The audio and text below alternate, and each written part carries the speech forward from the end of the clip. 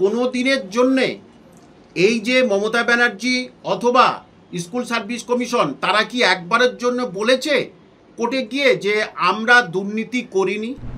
যদি আপনি প্রথম থেকে দেখেন তাহলে 1993 থেকে ওবিসির কী রুলস রেগুলেশন ছিল, আর তারপরে 2012-তে নিজের ইচ্ছা মতো যাকে তাকে ওবিসির মধ্যে প্রবেশ করিয়েছে। এটা একেবারে খুব স্বাভাবিক যে বিচারপতিরা যা রায় দিয়েছেন এই রায় সুপ্রিম কোর্টও দেবে। আমি বলে দিলাম 3 মাস আগে যাদের এ করলেন তারা বি হয়ে গেল, আর বিগুলো এ হয়ে গেল, অনেক বি অনেক এ হয়ে গেল। এটা কি করে হয় বলুন? তাহলে দোষটা কার? দোষটা কি বিচারপতির? বিচারপতি কি বলেছে এ করো বি করো? ওবিসি নিয়ে যা জ্ঞান আমার আছে, আমি চ্যালেঞ্জ করছি কল্যাণ বন্দ্যোপাধ্যায়কে, সেই জ্ঞান ওনার আছে কি?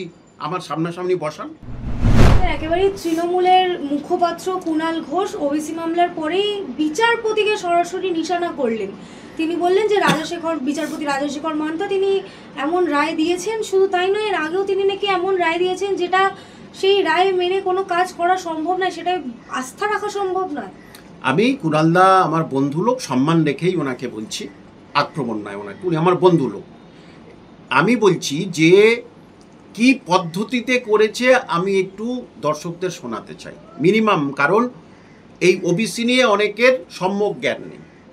1993 সালের মানে আইনে ওবিসি আছে, তারপরে 2012 সালে এরা একটু ওদিক ওদিক করলো। এইবারে কি করলো, কিছুটা 1993-এর নিয়ম নিল, আর কিছুটা 2012 সালের নিয়ম নিয়ে জগা খিচুড়িভাবে একটা তৈরি করলো। আচ্ছা, করতেই পারে, সেটা ড্রাফট হয়েছে এবং তৈরি করার পরে সেটাকে তো বিধানসভায় পাশ হলো, সেইটাকে তো রাজ্যপালের সই হবে। রাজ্যপালের কোনো সিগনেচারই নেই, তাহলে সেটা আইন হলো কি করে? কিন্তু ড্রাফট, তাহলে সেটা আইন হয় কি করে? এবং আরেকটা দেখুন, পরিষ্কার কথা বলছি যে ধরুন 1000-5 ছেলেমেয়ের চারদিক থেকে ফোন বা অনেক এসেছে, সে আগে ছিল ওবিসি এ, সে এখন হচ্ছে ওবিসি বি। তাহলে বর্তমানে সে এই যে স্কুল সার্ভিসের ফর্ম ফিল আপে কী করবে বলুন, কি করবে? আবার যে ওবিসি বি ছিল সে হয়ে গেছে ওবিসি এ, এই যে নতুন যেটা বার করেছে। তাহলে 3 মাস আগে আপনারা সার্ভে করেছেন, তখনই সেই সার্ভে ভুল ছিল, ফের এই সার্ভে এসেছেন এই সার্ভে ভুল। তাহলে কারা যে ওবিসি এ আর কারা যে ওবিসি বি সেটা জাগমাগ করে একটা করে দিল, কারণ সুপ্রিম কোর্ট বলেছে 3 মাসের মধ্যে ওটা জমা দেবে ওরা।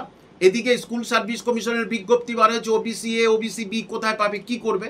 এই জন্যে মাননীয় বিচারপতি তারা বলে দিয়েছেন ওই 1993 অনুযায়ী ওই 66 জন যে পদবি তারাই কেবল ওবিসি হিসাবে থাকলো এবং তারা সব সুযোগ সুবিধা পাবে। সুতরাং বিচারপতিদের এখানে দোষ কোথায়? তারা যেটা দেখেছেন সেটা, এবং তারা তো বলেছে এইগুলো বাদ 66টা টাইটেল তারা থাকবে, অর্থাৎ সেন্ট্রাল গভর্নমেন্টের যেমন আছে এরকম এরা থাকবে। তিনি তো পুরোটাই, বিচারপতি তো পুরোটাই ক্যান্সেল করেনি। বিচারপতি তো বলেন এটা তো আইনে পরিণত হয় না, আইনে নিতে হবে।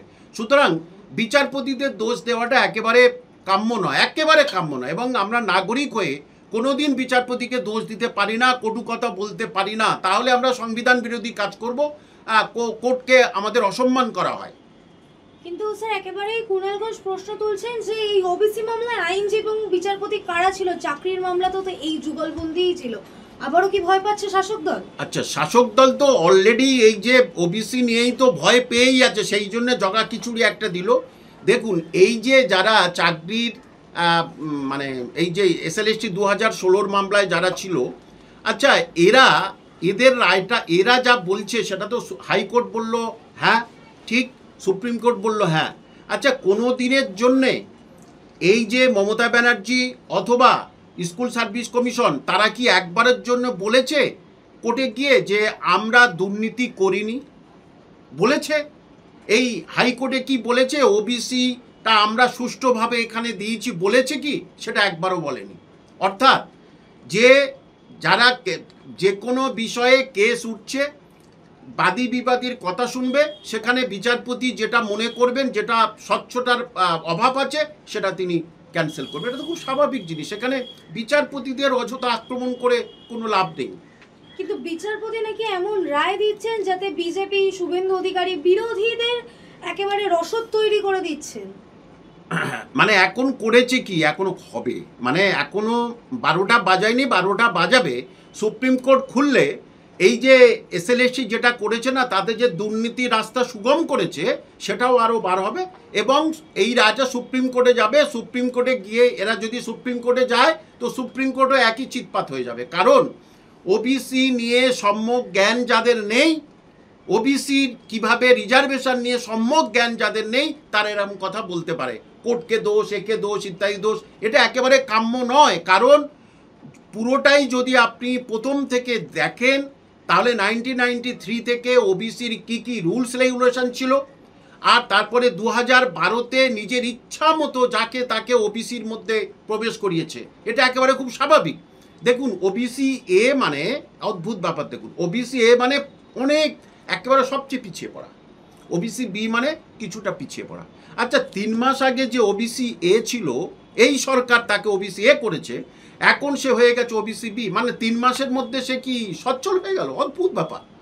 আর যে ওবিসি বি ছিল, মানে একটু পিছিয়ে পড়া ছিল, এই সরকারের রাজত্বে সে আরও পিছিয়ে পড়লো, মানে সে ওবিসি বিটা চলে আসলো ওবিসি এর মধ্যে। কতটা হাসির খোরাক আপনি শুধু দেখুন, কতটা হাসির খোরাক হতে পারে। সুতরাং বিচারপতিরা যা রায় দিয়েছেন, এই রায় সুপ্রিম কোর্টও দেবে, আমি বলে দিলাম। কিন্তু এই যে আপনার মতে যেমন যে বিচারপতিদের রায় সুপ্রিম কোর্টে বহাল থাকবে, এই যে রাজ্য আবারও ধাক্কা খেলো ওবিসি মামলা নিয়ে হাইকোর্টে, এটা নাকি ন্যায় বিচার হলো না। ন্যায় বিচার কি সাধারণ মানুষ করবে? ন্যায় বিচার কি রাজনৈতিক লিডাররা কি ন্যায় বিচার করবে? ন্যায় বিচার করবে তো বিচারপতিরাই ন্যায় বিচার করবেন, সেই জন্যই তারা তো বিচারপতি। ভারতবর্ষের তথা পশ্চিমবঙ্গের বিচার ব্যবস্থার প্রতি এখন মানুষের যথেষ্ট আস্থা আছে, যেটা এসএলএসটি 2016-তে করে দেখিয়েছে। সুতরাং বিচারপতির উপর আস্থা ভারতবাসীর আছে, তথা বাঙালিদের আছে। আমি বারবারই বললাম, কুণালদা আমার বন্ধু লোক, আমি ওনাকে নিয়ে কোনো কটু কথা বলবো না, দুজন পাশাপাশি থাকি। সুতরাং ওনাকে নিয়ে কটু কথা বলা, একজন যে এলাকায় থাকে সেই এলাকায় একজন মানুষ আরেকজন মানুষকে নিয়ে কোনো কটু কথা বলে না, তাহলে সে সভ্য নয়, ভদ্র নয়, নম্র নয়। সুতরাং আমার বন্ধু লোক, আমরা প্রতিবেশীকে নিয়ে আমি কোনোদিন কোনো কটু কথা বলবো না। কিন্তু বললাম, যাদের সম্যক জ্ঞান নেই তারা আজকের ওবিসি নিয়ে কিছুই জানে না, ওবিসি নিয়ে বলছে কোর্ট ওই করেছে, কোর্ট এই বলেছে।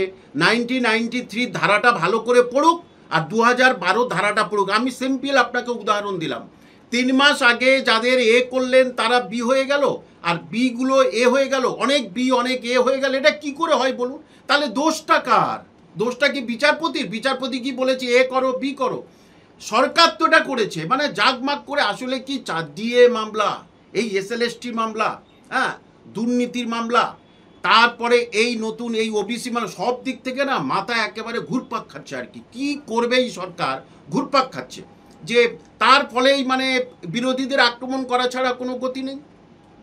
শুধুমাত্র কুণাল ঘোষ বলে না, কল্যাণ ব্যানার্জি এই ওবিসি মামলার রায় নিয়ে একেবারে অসন্তোষ প্রকাশ করেছে। শুনুন, কল্যাণ ব্যানার্জি তো একটু আগেই আমি বলছি যে ওই যে অনুব্রতকে অ্যারেস্ট করেনি কেন, সেটা কল্যাণ ব্যানার্জিকে প্রশ্ন করলে কল্যাণ ব্যানার্জি কী বলেছিলেন, ওটা তো বেলেবেল, অ্যারেস্ট করে কি হবে, গেলেই তো বেল হয়ে যাবে। বাহ, তাহলে পশ্চিমবঙ্গে সবাই ওরম করে বলবে আমার তো বেলেবেল, তাহলে আমাকে অ্যারেস্ট করছেন কেন? একজন শাসক দলের এমপি এবং আইনজ্ঞ, তিনি এই কথাটা বলতে পারেন?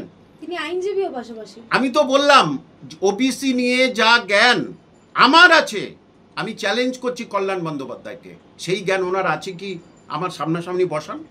ওবিসি নিয়ে, ওবিসিরা বেশি তো সংখ্যালঘু, ওবিসি নিয়ে যা জ্ঞান আছে আমার, যা পড়াশোনা আছে, সেই পড়াশোনা কল্যাণ বন্দ্যোপাধ্যায়ের নেই। এত বড় কথা আমি বললাম যে ওবিসি 1993টা ভালো করে পড়লে বুঝতে পারবে যে এবং 2012 এই দুটোর মাঝখানে মিলে একটা জগা খিচুড়ি করে দেখ। 1993 পুরো মানেনি, আবার 2012টা পুরো মানেনি, এই দুটো মাঝামাঝি করে দিয়ে একটা হচ্ছে হচপচ করে দিয়েছে, আর তার ফলে সেটা ড্রাফট হয়েছে, সেটা আইন হয়নি। তো কি করে হবে? স্যার একেবারে শেষ প্রশ্ন, এই যে শাসক দলের পক্ষ থেকে অনুব্রত মণ্ডল পুলিশকে মা বোন তুলে অকথ্য ভাষায় কথা বলছেন থেকে শুরু করে কুণাল ঘোষের সরাসরি বিচারপতিকে আক্রমণ, এর পরেও শাসন ব্যবস্থা বা বিচার ব্যবস্থা চুপ।